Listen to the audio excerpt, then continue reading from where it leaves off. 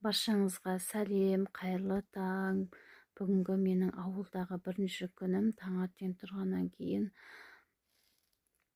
шайдың орнын жинап, ыдыстарымды жуып, генеральный уборка жасайын деп жатырмын. Бізде қалада уақытты тек телефоннан қараймыз ғой, үйде жар сағат керек па, қол сағат керек па, мынандай сағат керек па, сағаттың түрлері бар ғой.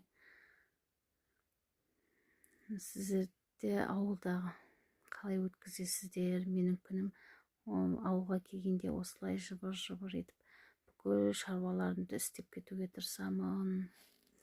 Ауылда рақат қой, таңның қалай атып, қалай батқанын білмей қаламыз.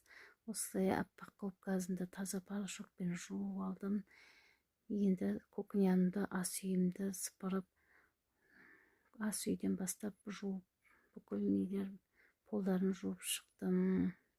Комментарий жазып, лайк басып, мені қолдап кетіңіздер. Ауыл деген атақ болмаса, бұлай деген бүкіл жағдайлар жасалған. Үйге газ кіріп, ысы салқын су кіріп тұр, душ, банямыз бәрі бар.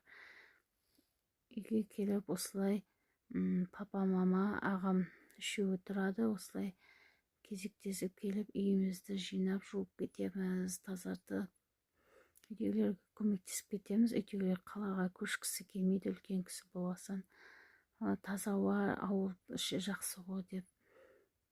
Әрине ауыл деген жақсы ғой. Бүкіл кісілер барлығы ауылда тұрады. Сыртқа шығып әңгімелесе де үлкен кісілер ауылда тұрған жақсы. Осылай туалеттің бәрін жуып шықтым.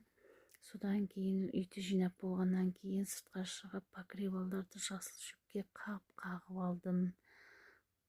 Осылай менің түске дейінгі уақытым осы үй жинаумен өтті. Комментарий жазып, лайк басып, мені қолдап кетіңіздер. Барлықтарыңызға рахмет. Тағы да контент